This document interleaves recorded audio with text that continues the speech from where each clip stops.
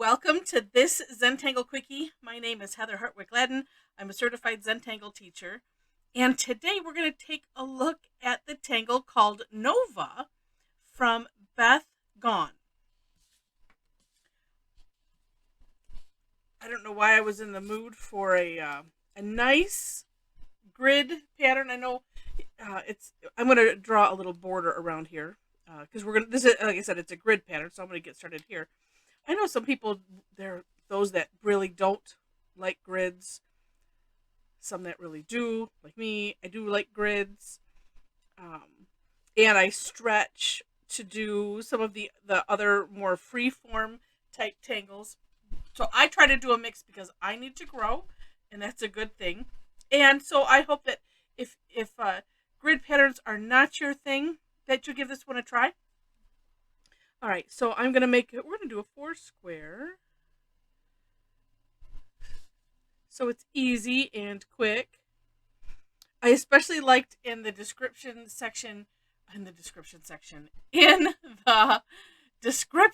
this tangle, which the link is in the description section of this video.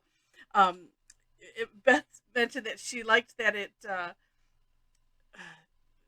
the initial form that we're going to draw looks like the Star Trek insignia, and I'm like, yes, I like that too. So, and I know that there, from my our Tangle Addicts community, there are some sci-fi fans. So, yay, this is cool. And that's why she called it Nova. All right, so I decided, and Beth, I hope you don't mind if you watch the video. I decided, because I needed to, essentially do step outs on the first step. So that's what I'm gonna share, because as I'm looking, I'm like going, all right, well, how am I gonna go about doing that? And then I thought, well, we need to add that to the step outs. So that's what I did. All right, so we're gonna start off with, as I have drawn here. Oop, let me move up. Sorry. Actually, let me do a combination of things. All right, there we go. that way I don't accidentally, as I'm drawing, we just kind of creep, into our lap type of thing. All right. So pick whichever way you want to start. Now, and before I finish this thought, this can also be used as a fragment, and the fragment would just be one box, but then you can turn it different directions and get different results, which is really cool.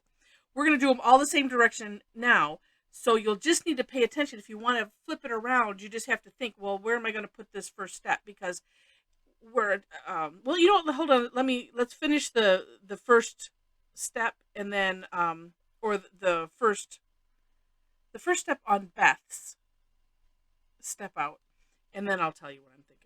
All right, so just a curved line from one corner to the next, like so. If you've done the tangle bales, it's just like that, but we're only doing one side. Okay.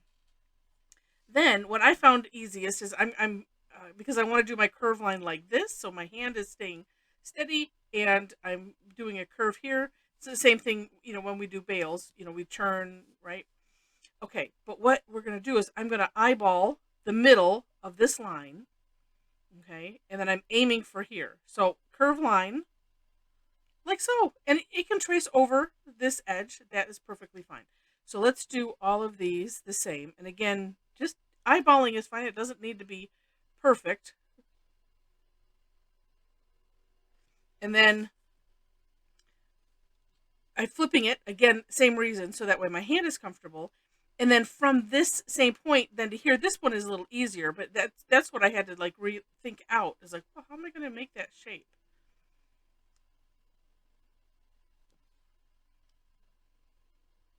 And like that. Now we're going to fill this in, and while we do that, I'm grabbing my graphic one, and while I fill this in, I will tell you. And then if you're tangling along with, if I get done telling my bit here, I will hit pause, and we can continue after I pause it. And I am doing it this way because I want to be careful in the corners.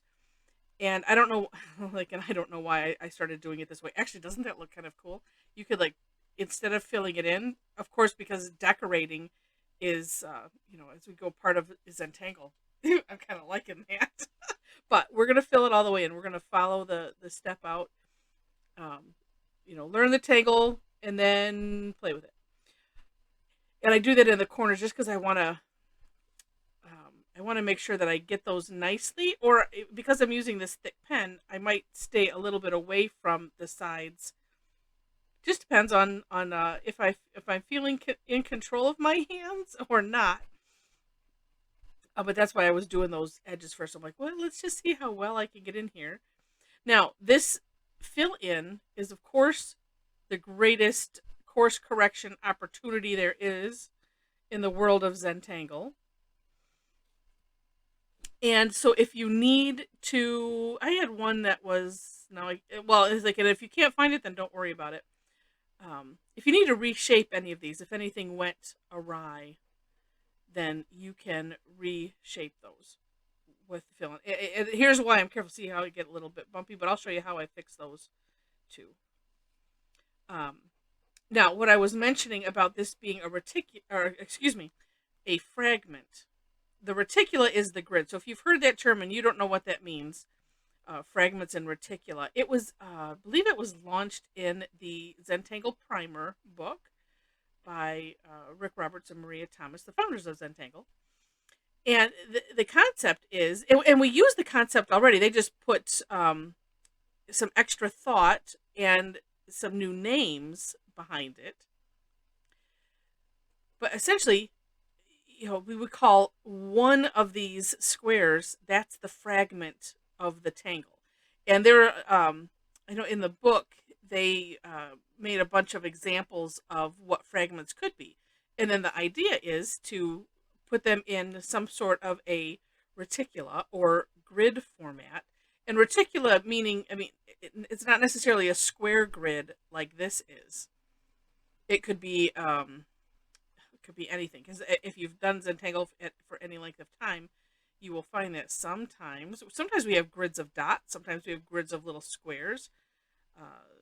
Sometimes it is you take a tangle and make it giant, and that becomes its own reticula. So it's just it's a structure that houses tangles, or it becomes that structure or that grid. So this is the reason that you have to pre-think, well, which way do you want to have these directed, is because you have this one side that is corner to corner curve line, and then the other two which aren't. So you can have fun with it. But I had a certain thing in my head. I'm like, oh, well, I'm not going to be able to do that because, and I'm going to thicken this because it's not the same as the others. And then this got a little sloppy. And here's what I do to fix it: is I go back to my 01 and I'm tracing right on the edge, and I'll go right on the edge and maybe do it a couple times until it evens it out. And actually, that made it a little bit better. But here too, like I said, if you try to get it right on the edge, that makes it just barely. So you're not really adding any, not necessarily making this whatever it is, and unless you do that. All right, let's control and go slow. And also maybe not talk while you're doing it. Okay, that's just me. All right, well, there we go. The next steps are easy, and it does look like the Star Trek logo. All right, on my step out, I combined the next two steps because you could easily see how to do them. The first one was on, let's see, and because we're doing a curve line, that's why I'm moving it. And all right, that made me happier. So on the left side, we're gonna aura this curve, this line right here, like so. And again, let's clean that up. Okay. So just auraing that one side. The bottom, we're not doing anything to. And as you can see, to aura is just to outline. So if you're not familiar with the Zentangle lingo, that's what that is. Then on the right side, we're just going to do straight lines. Now this one, I personally like the look of a bolder line. So I'm being more deliberate versus in some other tangles. And if you've watched, actually, I think it was just yesterday's video. Oh, it was yesterday's, where I will make the line, as I call it, tickle, just where it's a light touch, and it's just tickling the top of the paper. But this one, and maybe it's just because this is bold that I kind of like it. You can do either way. So I'm just sharing that I am doing this one a little bit different if you've been watching my videos than normal, because I just, like I said, I feel like this requires a bold line to boldly go where no tangler has gone before. I can't do that while I'm laughing. I gotta stop. Oh my goodness. Behave, Heather. I like to have fun when I'm tangling, if you didn't notice. And if you enjoy having fun with me just on these videos and you never have taken an online class, I highly recommend, of course I would, my class. Actually, it's me and my mom. We're both CZTs. And we have a great community has developed from these online classes, and very supportive and very fun. So if you have never taken an online class, I have my Thursday classes. It's called Tangle Time, so you can. The links are on my website, which is in the description section. Those are free. We take one tangle, like we might take this one. Well, we won't, because today's not Thursday. But we'll take a tangle and have fun with it and explore it, and everybody gets, does it however they want to do it. But we go through the tangle, and like I said, we look at examples, that have been presented on the wherever I have gotten it from, and again, we just have fun. So would love to have you join us if you never have. You can even just watch. We really do have a fun time. All right, so this is the tangle, and I'm trying to remember if she put some shading on or not. It's really cool, just like that. It really is. But I'm thinking, well, I mean, it is nice to do some shading. It does add a lot. And I'm contemplating here. Well, here's two things. Let's do one thing. If you ever get stuck thinking, well, I don't know where to even start with shading, here's one way. So these lines are connected right to this, or you could think of them as being tucked under, I suppose. And so just a little graphite right on that edge. And I'm not going to pull it too far away because we don't have a lot of room here, but I'm just, yeah. Oh, yes. I might even do that other side. Do you see how that just sunk that right down, like as if it's below? Oop. Not so much on this one. And sometimes I'll do this where I, just kind of grab a little bit of the graphite just to make it a little staggered. That kind of helps. Why is this one looking...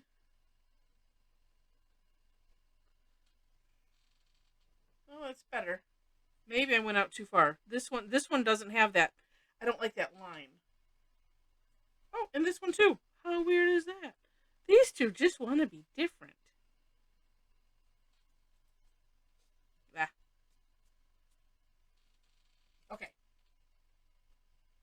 Neat. But you can also see, because I think this one doesn't come out as far. Maybe I was a little heavier, or because I already had graphite on. All of them look neat though, just different neat. Oh, cool. And then what if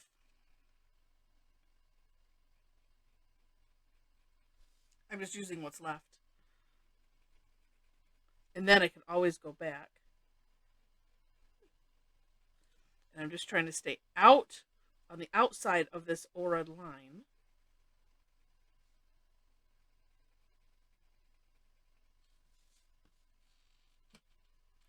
Well, that kind of makes it pop a little bit, doesn't it? You know what? I'm going to grab some from here.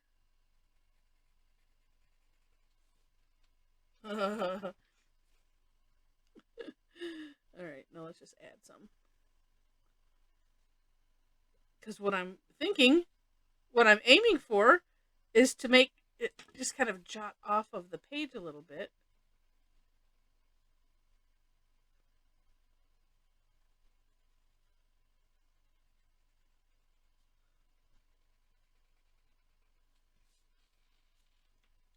Yeah, that makes this stand out. It really, really does. And having the graphite here and having this orange section helps to make it look that 3D. So, neat tangle doesn't have to be shaded if you don't want to. It looks fine the way it is. But sometimes you add a little bit of shading and voila, it looks really, really, it looks even extra cool. All right. So I think I put everything, or I said everything, while I was filling in these sections, except if you enjoyed the video, would love to have a thumbs up. Feel free to share it with your friends. And if you enjoy it enough to see more, I would love to have you be a subscriber on the channel. Of course, subscribing to the channel is free. And again, take a look at the description section. Connect with me if you'd like to take some online classes. And yeah, we'll hope to see you and hope to tangle with you sometime soon. And with that, thanks again for watching, and I wish you happy tangling.